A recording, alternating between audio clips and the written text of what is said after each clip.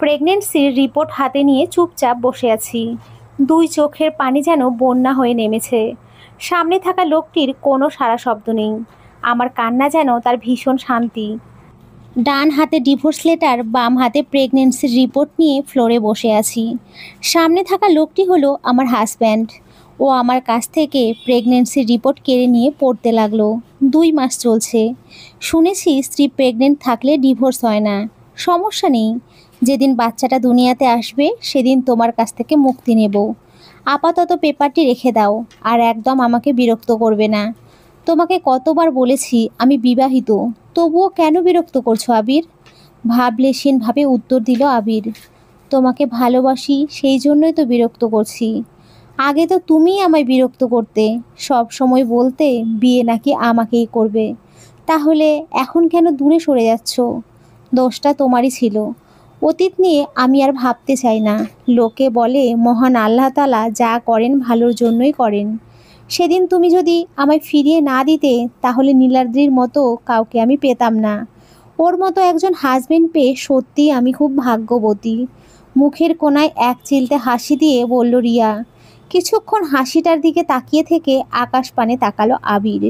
চোখ দুটি বন্ধ করে গভীর স্বরে বলল, আগেও তুমি আমার ছিলে, আজও থাকবে, এমনকি ভবিষ্যতেও থাকবে। এক আকাশ বিরক্তি নিয়ে হাঁটা দিল রিয়া। সে চায় না আবারও আবিরের প্রতি দুর্বল হয়ে পড়তে। যতই ভালোবাসুক, কিন্তু সে তো এখন অন্যজনের বিবাহিতা স্ত্রী। নীলাদ্রিকে কিছুতেই সে ঠকাতে পারবে না। আবার আবিরের কাছেও দিন দিন দুর্বল হয়ে পড়ছে। কয়েক কদম হাঁটার পর কারো স্পর্শে দাঁড়িয়ে পড়ল রিয়া। ওকে ছাড়া আমি ভালো থাকবো না, সেই জন্যই তো ওকে আমার হতেই হবে নিশু। নিজের কষ্টের কথা আগে ভাবা উচিত, পরে না। অন্যের কথা ভাববো? হতাশ হয়ে রাজু বলল, জানিস না আবেগ এইসব পছন্দ করে না। যদি জানে তুই আবারও রিয়াকে বিরক্ত করছিস, তাহলে কিন্তু যুদ্ধ লেগে যাবে। ওর রাগ সম্পর্কে তোকে কিছু বলতে হবে না, সব কিছুই তো জানিস। আবেগ নামটি শুনে কিছুটা শান্ত হলো আবির। তাদের ফ্রেন্ড সার্কেলের মধ্যে আবেগ সবার থেকে আলাদা। হাসি খুশি থাকলেও তার রাগটা খুবই বেশি। রাগ উঠলে বন্ধু কি ভাই কিছুই তার মাথায় থাকে না। আবেগ চায় না আবির বারবার রিয়ার কাছে গিয়ে অপমানিত হোক। বন্ধুর অপমান মানে তারও অপমান। রিয়ার হাজবেন্ড একবার আবিরের গায়ে হাত তুলেছিল। তার পরের দিনই রিয়ার হাজবেন্ডকে হসপিটালে পাঠিয়ে বলেছিল, শুধুমাত্র রিয়ার হাজবেন্ড বলে বেঁচে গেছিস। আবার যদি আমার বন্ধুর গায়ে হাত তোলার সাহস দেখিয়েছিস, সেদিন আমি সত্যিই ভুলে যাব তুই রিয়ার হাজবেন্ড, মাইন্ড ইট। তড়িঘড়ি করে তারিন বলে উঠল, তাড়াতাড়ি চল, আবেগ ওয়েট করছে। জানিস না আজ কলেজে ভর্তির পরীক্ষা। শালা একটা বন্ধু পাইছে এই জীবনে। কাজ করাতে করাতে জীবন তেজপাতা বানিয়ে ফেলছে। আগে জানলে আবেগ শালাকে সাবেক বানিয়ে কলেজ থেকে বিতাড়িত হতাম। তারিনের কথা শুনে হেসে দিল সবাই। পা চালিয়ে কলেজের ভেতরে চলে গেল। কাজে যদি সমস্যা থাকে তাহলে আবেগ তাদের লবণ মরিচ ছাড়াই চিবিয়ে খাবে। প্রথম বর্ষের ভর্তির পরীক্ষা, সেই জন্য প্রচুর কাজ করতে হচ্ছে তাদের। সিট লাগানো থেকে শুরু করে কাগজপত্র সবই দায়িত্ব আবেগের। টপ স্টুডেন্ট ও কলেজ সভাপতি ছেড়ে হওয়াতে তার সম্মান অনেক উঁচুতে। এক নামেই চেনে জানে সবাই তাকে। তীব্র রোদের উজ্জ্বল সোনালি তাপে স্পর্শীর ফর্সা শরীর লাল হয়ে গেল। বিরক্তি নিয়ে আকাশের দিকে তাকিয়ে বলল, এত রাগ কেন তোমার সূর্য মামা? দেখছো একটা বাচ্চা মেয়ে হেঁটে হেঁটে যাচ্ছে, তাহলে তাকে কেন বিরক্ত করছো? একটু ছায়া দিতে পারছো না? কল্পনার জগৎ দিয়ে ভাবছে স্পর্শী। সূর্য মামা বলছে তাকে, তোমাকে বিরক্ত করতে ভীষণ ভালো লাগে পিচ্চি। যখনই দেখি তোমার কালো সোনালি চুলগুলো চকচক করছে, তখন কেন যেন ইচ্ছে করে তোমার গায়ে তীব্র রোদের উজ্জ্বল সোনালি তাপ মেখে দিতে। অন্যদের আমি দেই গরম তাপ, আর তোমাকে দেই সোনালি রোদ্দুর। অভিমানী সুরে বলল, লাগবে না আমার সোনালি রোদ্দুর। জানো আজ আমার পরীক্ষা, আর তুমি কি না আমাকে রোদে পুড়িয়ে কয়লা বানিয়ে ফেলছো। যাও, আরই তোমার সাথে বাজে মামা। কল্পনার জগৎ থেকে বেরিয়ে এসে হাত ঘড়ির দিকে তাকালো স্পর্শী। সময় আছে 30 মিনিট। তাই পা চালিয়ে দ্রুত হাঁটতে গিয়ে রাস্তার পাশে পড়ে থাকা কোকের বোতলে পা লেগে হোঁচট খেয়ে পড়ে যেতে গিয়েও পড়ল না সে। নিজেকে কন্ট্রোল করে পা জড়িয়ে ধরে দুম মেরে বসে পড়ল। এক রাজ্যের বিরক্তি নিয়ে বলল, আজ কপালটাই খারাপ আমার। না জানি কার মুখ দেখে ঘুম থেকে উঠেছিলাম। আরে আমি তো সকালে আজ আয়নাতে নিজেরই মুখ দেখেছি। কথাগুলো বলে নিজের মুখ নিজেই চেপে ধরল স্পর্শী। হতাশ মাখা কণ্ঠে বলল, আমার মুখ দেখে কোথাও গেলে শুনছি ভালো হয়, তাহলে আজ কেন আমার খারাপ হলো? দোষ তো আমার না, দোষ তো সেই লোক যে এই বোতল এইখানে ফেলে গিয়েছে। তাকে সামনে পাইলে বিনা টিকিটে উগান্ডায় পাঠিয়ে দিতাম। ময়লার ঝুড়িতে কি হাত যায়নি শালা উজবুক? বকতে বকতে বোতলটা ময়লার ঝুড়িতে ফেলে দিল স্পর্শী। আস্তে আস্তে হাঁটতে লাগলো কলেজের উদ্দেশ্য। আজ যে তার কপালটা ভীষণ খারাপ, কলেজে প্রবেশ না করলে হয়তো জানতেই পারতো না। শখ করে সাদা রঙের জামা পরে এসেছে আজ, কিন্তু সেই সাদা রঙের জামা যে তার লজ্জা ও অস্বস্তির কারণ হবে কে জানতো। স্পর্শী যখন গেট দিয়ে কলেজে প্রবেশ করছিল তখন পাশ থেকে কেউ একজন তার গায়ে পানি ঢেলে দিয়েছে। সাদা রঙের জামা ভিজে একদম বাজে রকমের পরিস্থিতির মধ্যে পড়ল স্পর্শী। পাতলা সাদা ওড়না দিয়ে শরীর ঢাকার বৃথা চেষ্টা করতে লাগলো। চারপাশের লোকজন চোখ দিয়ে গিলে খাচ্ছে দেখে প্রায় কান্না করে দিচ্ছে সে। এই কাজটা কে করেছে বোঝার জন্য যে পাশ থেকে পানি এসেছিল সেখানে তাকিয়ে দেখলো একটা ছেলের হাতে পানির বোতল। ছেলেটি বোতল ঝাঁকাচ্ছে আর কী সব বলে হাসছে। ছেলেটির সাথে দুইজন মেয়ে তিনজন ছেলে। এই অবস্থায় ওদের সামনে যাওয়া মানে নিজেকে আরও ছোট করা। তাই সেখান থেকে দ্রুত পা চালিয়ে বারান্দায় যেতে লাগলো স্পর্শী। গ্রিলের ধারে দাঁড়িয়ে ভাবছে ক্লাসে ঢুকবে কিনা। একবার শরীরের দিকে তাকিয়ে কেঁপে উঠল। ডান পাশটা একদম ভিজে গেছে, তার উপরে সাদা জামা। হঠাৎ একজন ছেলে এসে সুতির ওড়না এগিয়ে দিয়ে বলল, মানুষ দেখছে, ওড়নাটা জড়িয়ে নাও। ছেলেটি কে, কেন সাহায্য করছে, কি করতে এসেছে, তখন স্পর্শীর মাথায় এই সব নেই। সে হাত থেকে ওড়নাটা নিয়ে গায়ে জড়িয়ে ধরে মিষ্টি হেসে বলল, থ্যাংক ইউ। ছেলেটি হেসে হাত বাড়িয়ে দিয়ে বলল, আমি উল্লাস, ভর্তির পরীক্ষা দিতে এসেছি। আমি স্পর্শী, আমিও ভর্তির পরীক্ষা দিতে এসেছি। বাহ, তাহলে দেখছি সেম এজ আমাদের। কথা বলতে বলতে তারা ক্লাসের উদ্দেশ্য হাঁটা দিল। ক্লাসে গিয়ে দেখলো উল্লাস স্পর্শীর পেছনে সিটে পড়েছে। আবারও হেসে উঠল দুইজনে। ভ্রুজোড়া কুঁচকে জিজ্ঞাসা করলো স্পর্শী, তুমি ওড়না নিয়ে কি করছিলে হাফ লেডিস? জিভে কামড় দিয়ে বলল উল্লাস, ছি কি বলছো এইসব? ওড়না আম্মুর জন্য কিনেছিলাম। আসার পথে আম্মু বলে দিয়েছিল তার জন্য বাসন্তী রঙের ওড়না নিয়ে যেতে। ভাবলাম পরীক্ষার আগে কিনে নিয়ে যাই, যদি পরীক্ষা খারাপ হয় তাহলে কিনতে ভুলে যাব। একদিকে ভালোই হলো, কি বলো? হ্যাঁ, আমার উপকারে আসলো। তাদের দুজনের কথার মাঝে উপস্থিত হলো একজন মেয়ে। গায়ে নীল জামা, চোখের মণি নীল। স্পর্শীর কাছে মনে হলো জীবন্ত এক নীল পুতুল। বড় বড় চোখে মেয়েটির দিকে তাকিয়ে বলল, কি হয়েছে তোমার? কষ্টমাখা কণ্ঠে বলল মেয়েটি, আম্মুকে বলেছি পড়তে ভালো লাগে না, বিয়ে টিয়ে দাও। তবুও সে আমাকে পড়াতে চায়। এত পড়ে কি করব আমি? মেয়েটির কথা শুনে ভীষণ বিরক্ত বোধ করলো উল্লাস। গম্ভীর কণ্ঠে বলল, একটা প্রেম করে পালিয়ে যাও, সমস্যা শেষ। ধ্যাত, পালিয়ে বিয়ে করলে মজা হয় না। আমার ভীষণ ইচ্ছা আমার বিয়েতে আমি আমার সাইয়া সুপারস্টার এই গানে ডান্স করব। উল্লাস কিছু না বলে স্পর্শীর দিকে তাকিয়ে বিড়বিড় করে বলল, পাগলা গারদ থেকে পালিয়ে এসেছে এই মেয়ে। স্পর্শী হেসে দিয়ে বলল, কি যে বলো, আমি তো ভীষণ খুশি। আমার মতো কাউকে যে প্রথম দিনই খুঁজে পেয়ে যাব আমি তো ভাবিনি। ভ্যাবাচাকা খেয়ে গেল উল্লাস। আমতা আমতা করে বলল, মানে? আমারও তো পড়তে ইচ্ছেই করে না, শুধু আব্বু আম্মু জোর করছে বলেই পড়ছি। বাহ ভালো, যাও নিজের মতো সঙ্গিনীর সাথে বসে একটু আলাপ আলোচনা করো, কিভাবে পড়ালেখা বাদ দিয়ে বিয়ে করা যায়। উল্লাসের কথা শুনে তাকালো মেয়েটির দিকে।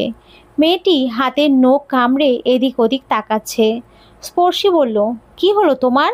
তাছাড়া নাম কি? নীলিমা। জানো আমি কিছু পড়িনি, কিন্তু আব্বু বলেছে যদি চান্স না পাই তাহলে মাছ ব্যবসায়ীর সাথে বিয়ে দিয়ে দেবে। আমি মাছের গন্ধ নিতে পারি না। চিন্তা করিস না, যেটা পারবি না বিড়বিড় করে বলবি, আমি বলে দেব। তুই করে বলার জন্য অবাক হচ্ছিস তো? আসলে তুই যে আমার কার্বন কপি, এই জন্যই তো তুই করে বলছি। নীলিমা জড়িয়ে ধরে বলল, love you new carbon copy দোস্ত। উল্লাস ওদের দুইজনের দিকে তাকিয়ে ডোন্ট কেয়ার ভাব নিয়ে পড়তে ব্যস্ত হয়ে পড়ল। নীলিমা মুখ ভেঙচি কেটে সামনের সিটে বসে পড়ল। নীলিমা বসেছে সামনে, তারপর স্পর্শী, আর তার পেছনে উল্লাস। ভালোভাবেই পরীক্ষা দিতে লাগলো তারা। আবেগ সেই কখন থেকে রেগে আছে। রাগের কারণ হলো কেন রিয়ার সাথে দেখা করলো আবির। আজ থেকে 6 মাস আগে রিয়া একটু ভালোবাসার জন্য পায়ে ধরেছিল আবিরের, কিন্তু সেদিন আবির হেসে হেসে বলেছিল, তোমার জন্য আমার মনে কোনো ফিলিংস নেই। ভালোবাসার ক্ষেত্রে ফিলিংস থাকা জরুরি। যেহেতু নেই সেহেতু বিয়ে করে মুক্তি দাও আমাকে। রিয়া দিয়েছিল সেদিন মুক্তি। কিন্তু আবির রিয়ার বিয়ের পরে বুঝতে পারে সে রিয়াকে ভালোবাসে। এতদিন যে ফিলিংসের অভাবে রিয়াকে দূরে ঠেলে দিয়েছিল, সেই ফিলিংস এখন রিয়ার জন্য ভরপুর হয়ে উঠেছে। কিন্তু এখন কিছুই করার ছিল না। রিয়া এখন বিবাহিত। আবির আবেগের কাঁধে হাত রেখে বলল, কোনোদিন প্রেমে পড়েছিস যে বুঝবি ভালোবাসার মানুষকে না পেলে কতখানি কষ্ট? শোন, তোর মতো বিবাহিত মেয়ের প্রেমে পড়ব না আমি। আমি যাকে বিয়ে করব সে হবে আমার উপযোগী। তারিন চেঁচিয়ে বলে উঠল, দোস্ত, তোর আর এই জীবনে বিয়ে হবে না, আর আমরাও তোর বউ দেখতে পারবো না। তোর মতো রোবটের কাছে কেউ মেয়ে বিয়ে দেবে না। মাথা ঝাঁকিয়ে হাসলো আবেগ। কথা এড়িয়ে বলল, পরীক্ষা কি শেষ?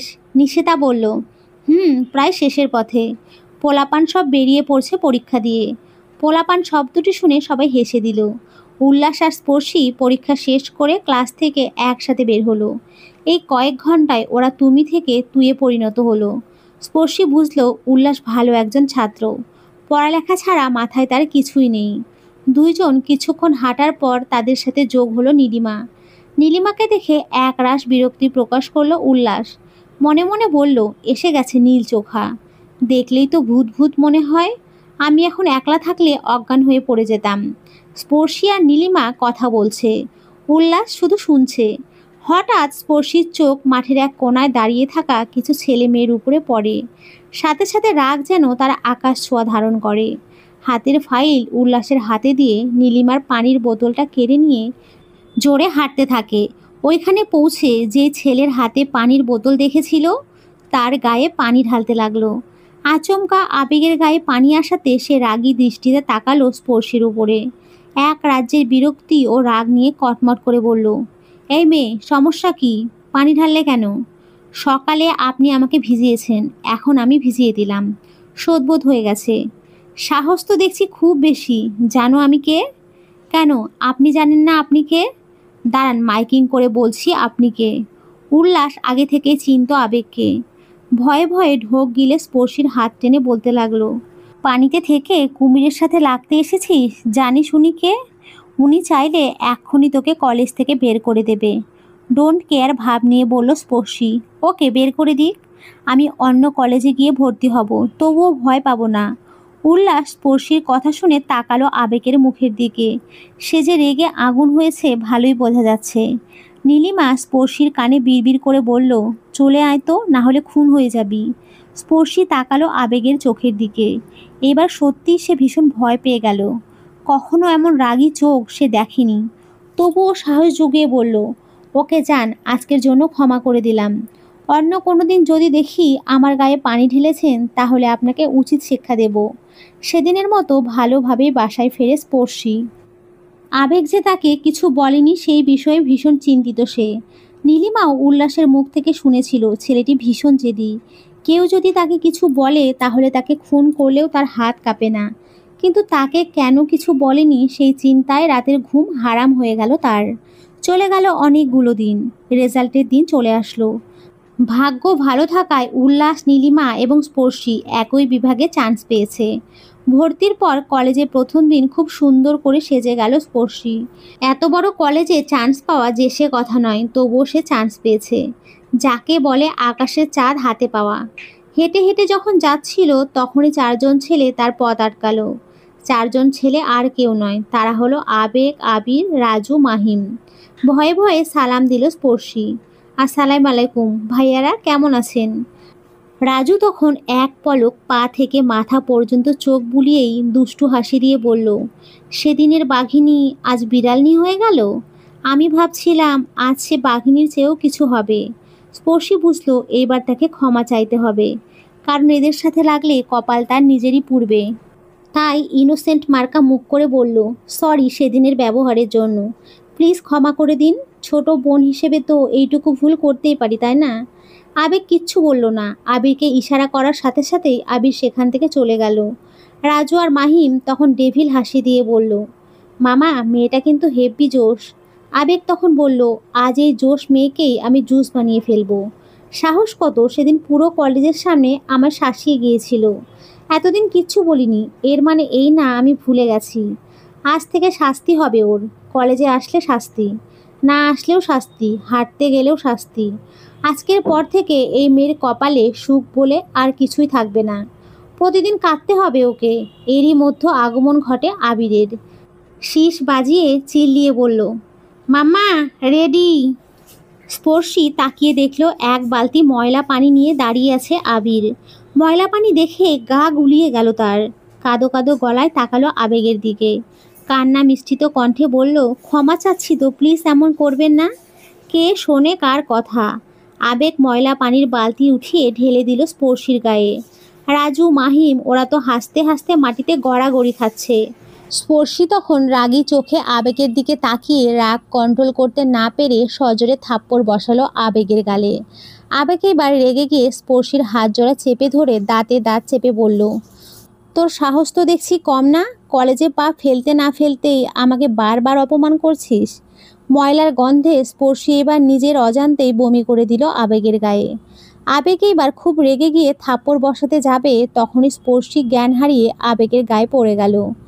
আবির তখন চিন্তিত মুখ করে বলল, একে এখানে এইভাবে ফেলে রাখা কি ঠিক হবে? মনে হচ্ছে বাড়াবাড়ি হয়ে গেছে। রাজু তখন আবিরের পিঠে হালকা চাপড়ে বলল, শালা মেয়ে দেখলে ইচ্ছা করে হেল্প করতে, তাই না? দেখছিস না মেয়েটা আবেগের থাপ্পড় খেয়ে অজ্ঞান হয়ে পড়ে গেল। এই মেয়েকে এখানে ফেলে চল আড্ডা দেওয়া যাক। কলেজে পা দেওয়ার পর থেকে ঝামেলা করছে মেয়েটা। আবির রাজুর কথায় কান্না দিয়ে আবেগের কানে কানে গিয়ে বলল, তোর আব্বু শুনলে তোকে কিন্তু বাসা থেকে বের করে দেবে। তাই মেয়েটাকে চল কোনো ভালো জায়গায় রেখে আসি। আবেগ মাহিমকে বলে গাড়ি এনে গাড়িতে স্পর্শীকে উঠিয়ে সোজা চলে গেল। রাজু তখন বলল, হঠাৎ কি হলো ওর? আমাদের কাউকেই না নিয়ে চলে গেল, সমস্যা কি ভাই? ও নিজেই জানে। রিয়া বসে আছে আর সামনে নীলাদ্রি। রিয়া তখন ভয়ে ভয়ে বলল, কি হয়েছে তোমার? বলেছি তো ডিভোর্স পেয়ে যাবে। আবিরকে বিয়ে করবে বুঝি? হক চকিয়ে উঠল রিয়া। বড় বড় চোখে বলল, তুমি নিজেই তো ডিভোর্স চাচ্ছ। যেদিন আমার বাচ্চাটা দুনিয়াতে আসবে সেদিন তোমাকে আমার থেকে মুক্তি দেওয়ার কথাটা তুমি বলনি? যখন কোনো স্বামী তার স্ত্রীকে অন্য একজন পুরুষের সাথে রাস্তায় কথা বলতে দেখে, তখন ওই স্বামীর কি করতে ইচ্ছা হয় জানো? হয় ওই ছেলেকে খুন করতে, নয় নিজের বউকে, নয়তো নিজেই মরে যেতে।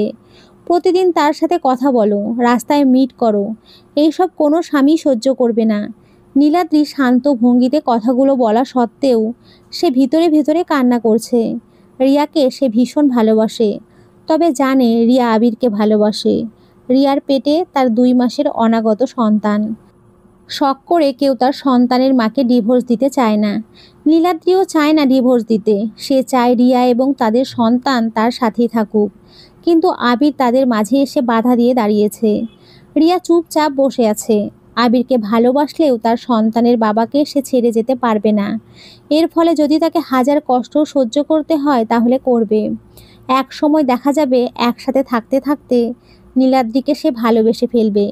নীলাদ্রির হাত জোড়া নিজের হাতের মুঠোয় রেখে ছলছল চোখে বলল, আমি থাকতে চাই তোমার সাথে। আবির কিন্তু আমাদের পিছু ছাড়বে না। আচ্ছা, আমরা কি বাংলাদেশ ছেড়ে অন্য কোথাও যেতে পারি না, যেখানে আমরা শান্তিতে থাকতে পারবো? নীলাদ্রি চেয়েছিল রিয়া তাকে এমন কিছুই বলুক। মনে মনে ভীষণ খুশি হয়ে আশ্বাস দিল, খুব তাড়াতাড়ি আমরা চলে যাব। একদিন তুমি আমায় খুব ভালোবাসবে দেখো। রিয়া মুচকি হাসি দিয়ে রান্নাঘরে চলে গেল। যেদিন ডক্টরের কাছ থেকে শুনেছিল সে প্রেগনেন্ট, তখন থেকে তার মনে মা হবার এক অশেষ অনুভূতির সৃষ্টি হয়েছে। প্রেগনেন্সির রিপোর্ট যখন নীলাদ্রির সামনে রেখেছিল, সেদিন নীলাদ্রিও তার সামনে ডিভোর্স পেপার রাখে। সেদিনের কথা ভেবে শিউরে উঠল রিয়া। পুরনো একটা বাড়িতে রাখা হয়েছে স্পর্শীকে। আবেগ রাগী চোখে বারবার তাকাচ্ছে স্পর্শীর মুখের উপরে। পুরো কলেজের সামনে থাপ্পড় খেয়ে অপমান ও লজ্জা বোধ করছে আবেগ। এখন তারও ইচ্ছে করছে কষে কয়েকটি থাপ্পড় লাগাতে স্পর্শীকে, কিন্তু সংকোচ বোধ হওয়ায় শুধু রাগী দৃষ্টি নিক্ষেপ করতে লাগলো। অনেকক্ষণ পর সেন্স ফিরে পায় স্পর্শী। নিজের একটি পুরনো বাড়িতে আবিষ্কার করে ভয়ে সামনে থাকা লোকটির দিকে তাকালো। আবেগ তখন বেঘরে ঘুমাচ্ছে। স্পর্শী নিজেকে দেখে বুঝলো তার গায়ে ভালো পানি ঢালা হয়েছে, তাই বেশি বাজে গন্ধ বের হচ্ছে না। কিন্তু সে এখন কোথায় বুঝতে না পেরে এদিক সেদিক উকি দিতে লাগলো। ভূতের বাড়িতে আছি আমরা, সো ওদের বিরক্ত করো না। আবেগের কণ্ঠ শুনে দেখলো সে বসে আছে। কান্না মিশ্রিত কণ্ঠে স্পর্শী বলল, আমি বাসায় যেতে চাই। ধরে রেখেছে কে? আপনি তো। আমি বাসায় যাব। আবেগ একটা প্যাকেট স্পর্শীর সামনে ধরে বলল, 5 মিনিটের মধ্যে পরে রেডি হবে। আমি মাত্র 5 মিনিটই ওয়েট করব। পরে কিন্তু ভেতরে চলে আসব। স্পর্শীকে কথা বলার সুযোগ না দিয়েই বেরিয়ে পড়ল আবেগ। প্যাকেট খুলে দেখল গাঢ় লাল রঙের জামা। তাড়াতাড়ি গায়ে দিয়ে ডাক দিল আবেগকে। আবেগ ভিতরে এসে এক পলক তাকিয়ে বলল, চলো তাড়াতাড়ি। কোথায়? গেলেই বুঝতে পারবে। স্পর্শী চাচ্ছে না আবেগকে রাগাতে, তাই বাধ্য মেয়ের মতো আবেগের পিছু পিছু বের হলো। কাজী অফিসের সামনে গাড়ি থামলো। আবেগ ও স্পর্শী গাড়ি থেকে নেমে দেখলো কাজী অফিসের সামনে আবির, রাজু, মাহিম, নিশিতা ও তারিন দাঁড়িয়ে আছে। স্পর্শী সবাইকে একসাথে দেখে ভীষণ অবাক হয়ে আবেগের দিকে জিজ্ঞাসার দৃষ্টিতে তাকাতেই মুখে ডেবিল হাসি দিয়ে বলল আবেগ, আজ আমাদের বিয়ে। তাই তো ওরা সবাই সব কিছু রেডি করে আমাদের জন্য ওয়েট করছে। চলো, শুভ সময় চলে যাচ্ছে তো। আকাশ থেকে পড়লো মনে হয় স্পর্শী। আবেগের দিকে তাকিয়ে বলল, আমাকে আপনি সবার সামনে থাপ্পড় মেরে প্রতিশোধ নিন, তবুও প্লিজ এইরকম করবেন না।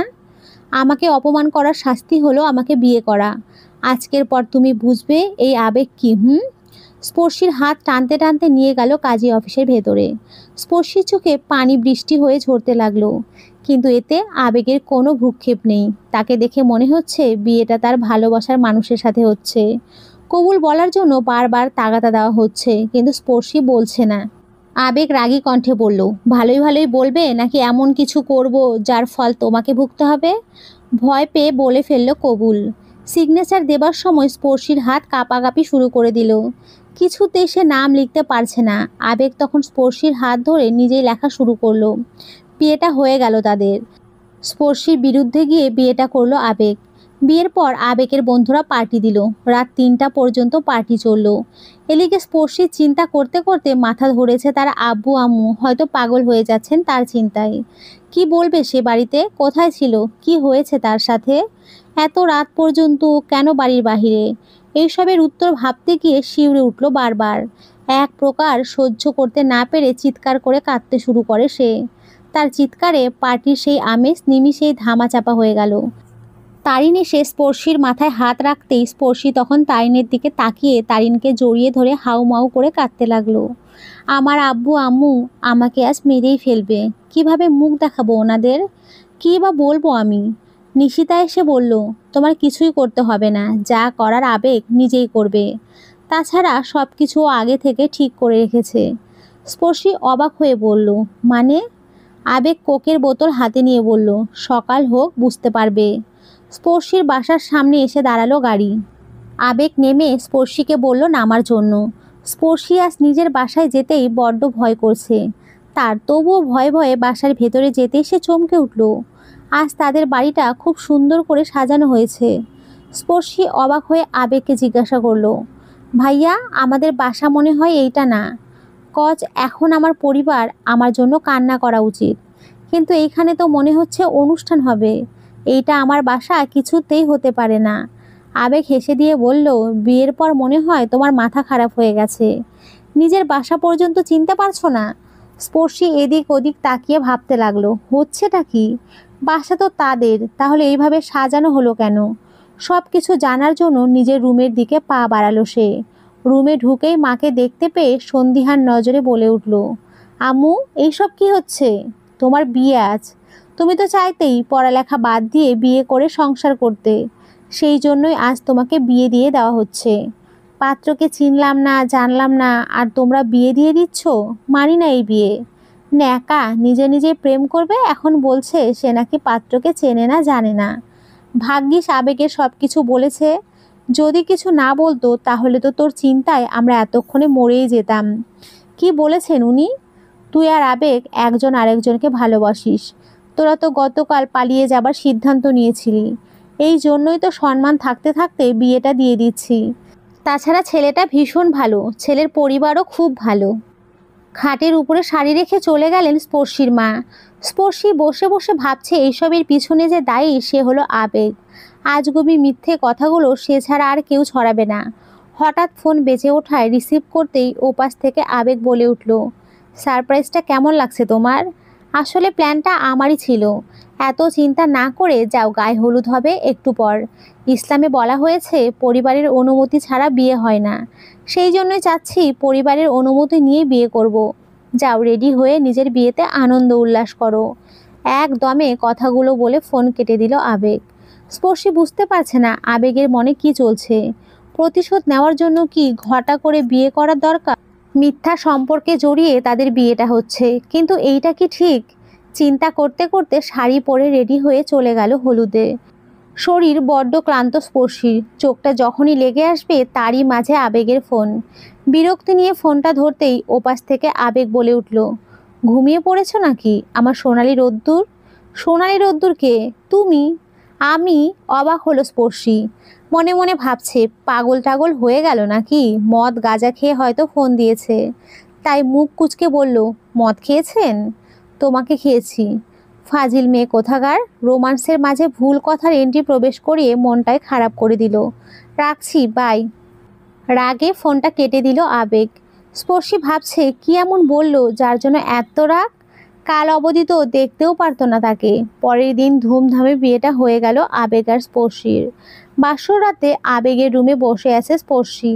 ভয়ে তার শরীর ঠান্ডায় জমে আছে। আবেগ কি তাকে এখন মারবে? থাপ্পড়ের প্রতিশোধ কিভাবে নেবে সে? এইসব ভাবতে ভাবতেই আবেগ এসে হাজির। স্পর্শী আবেগকে সালাম দিয়ে আবারও বিছানায় বসে ফুপিয়ে কান্না করতে লাগলো। কান্না করার কি আছে, আজব। আপনি কি আমাকে খুন করবেন? বিয়ে করা বউকে কেউ খুন করে? তার উপরে তুমি আমার একটা মাত্র বউ। খুন করলে আমি বউ পাবো কোথায়? মজা করছেন কেন? আমি কিন্তু সিরিয়াস। আরে গাধি, তোমার মাথায় দেখছি আসলেই কিচ্ছু নেই। থাপ্পড়ের কারণে কেউ কাউকে বিয়ে করে? সিনেমাতে সম্ভব হলেও রিয়েল লাইফে এগুলো সম্ভব নয়। তাহলে কেন বিয়ে করেছেন? দুদিনে অবশ্য প্রেম প্রেম হয়নি, যে প্রেম করে বিয়ে করেছেন। ঘর কাঁপানো হাসি দিল আবেগ। ড্রয়ার থেকে একটা অ্যালবাম স্পর্শীর হাতে দিয়ে ইশারা করে বলল, খুলে দেখতে। স্পর্শী অ্যালবাম খুলে যেন নিজের চোখে বিশ্বাস করতে পারছে না। আকাশি রঙের জামা গায়ে দিয়ে বিকালের রোদে হাতে ব্যাগ নিয়ে দাঁড়িয়ে আছে সে। দেখেই বোঝা যাচ্ছে রিক্সার জন্য দাঁড়িয়ে আছে। ছবির নিচে ক্যাপশন ও তারিখ দেখল স্পর্শী। বন্ধুদের সাথে ঘোরাঘুরি করার সময় আকাশি রঙের জামা পরিহিতা মেয়েটির দিকে চোখ পড়ল। আকাশের সোনালি রোদ তখন মেয়েটির মুখে আরও সোনালি করে তুলেছে। আমার চোখ যেন সেই সোনালি পরীর দিকে আটকে আছে। ইস, একবার যদি কাছে গিয়ে তার মুখটি স্পর্শ করতে পারতাম। 2 বছর আগের তারিখ দেওয়া। স্পর্শী অবাক হয়ে আবেগের দিকে তাকিয়ে রইল। আবেগ আবারও ইশারা দিয়ে পরের ছবিগুলো দেখতে বলল। পরের ছবিতে সাদা কালো স্কার্ট পরেছে স্পর্শী। একদম দুপুরে হাতে আইসক্রিম নিয়ে হাঁটছে আর বিড়বিড় করছে। আইসক্রিম রোদের তাপে গলতে শুরু করেছে। বিরক্তি নিয়ে আকাশের দিকে তাকাচ্ছে আর হাঁটছে। ছবিটির ক্যাপশন ছিল, ইস, আজ যদি রোদ হতে পারতাম তাহলে আমিও তোমাকে ছুঁয়ে দিতাম। ভীষণ রাগ হচ্ছে সূর্য মামার উপরে। কেন সে তোমাকে এইভাবে বিরক্ত করছে? আইসক্রিম পর্যন্ত শান্তিতে খেতে দিচ্ছে না, খুবই খারাপ। এইভাবে দেখতে দেখতে 7টি ছবি দেখা শেষ করলো স্পর্শী। সব ছবিতেই রয়েছে মনে দাগ কাটানো ক্যাপশন। ছবির থেকে ক্যাপশন যেন বেশি আকর্ষণীয়। নীল শাড়ি পরা ছবিটার দিকে চোখ পড়তেই হেসে দিল স্পর্শী। কারণ ছবিটির ক্যাপশন ছিল, এই যে মিস সোনালি রোদ্দুর, তোমাকে কিন্তু আমি কিডন্যাপ করে নিয়ে যাব। যখনই দেখা হয় তখনই কেন ওই সোনালি ছায়া তোমার উপরে পড়ে। তোমাকে একবার নিজের করে পাই, দেখবে সারাদিন রুমের ভেতরে আটকিয়ে রাখবো। রোদকে দেব না স্পর্শ করতে, বুঝেছ? আবেগ তখন মাথার চুল টেনে বলল, তখন অনেক ইমোশনাল হয়ে গেছিলাম, তাই আর কি এইসব লিখেছি। লাস্ট ছবিটি হলো যেদিন কলেজে ভর্তির পরীক্ষা ছিল সেদিনকার। ক্যাপশন ছিল, সাদা জামা পরতে কে বলেছে তোমাকে? আজ ভুল বুঝে আমার গায়ে পানি ঢেলে দিয়েছো। কিন্তু ওই পানি আমি তোমার গায়ে দেইনি, দিয়েছে রাজু। আর তুমি কি না আমার সাথে পা বাজিয়ে ঝগড়া করেছো। তোমার সাথের ছেলেটির সাথে এত কথা কি? জানো না আমার কষ্ট হয়? স্পর্শী তখন অনেক বড় শ্বাস ছেড়ে বলল, ওর নাম উল্লাস, ফ্রেন্ড ছিল আমার। আমাকে যেহেতু এতই ভালোবাসেন তাহলে কেন ময়লা পানি দিয়েছিলেন? কিছুটা রাগ হয়েছিল তোমার উপরে, সেই জন্যই। আর যখন থাপ্পড় মারলে তখন তো ইচ্ছা করছিল কাঁচা চিবিয়ে খেয়ে ফেলি। শুধু ভালোবাসি বলে কিছুই বলতে পারিনি, সেই জন্যই বিয়ে করে নিলাম। পরে ভাবলাম পরিবারে অমতে বিয়ে করলে সেই বিয়ে ইসলাম মানে না। তাই তো তখন বুদ্ধি খাটিয়ে আম্মুকে বললাম, এই মেয়ের সাথে আমার সম্পর্ক, যদি আজকের ভেতরে বিয়ে ঠিক না করো তাহলে পালিয়ে বিয়ে করব। আম্মু আমায় ভীষণ ভালোবাসে, সেই জন্য আব্বুকে রাজি করিয়ে তোমাদের বাসায় গিয়ে বিয়ে ঠিক করে আসে। এখন আমরা বৈধ স্বামী স্ত্রী। আসুন, যেহেতু আমরা বৈধ স্বামী স্ত্রী, তাহলে একত্রে বসে নফল নামাজ পড়ি, আল্লাহ তাআলা খুশি হবেন।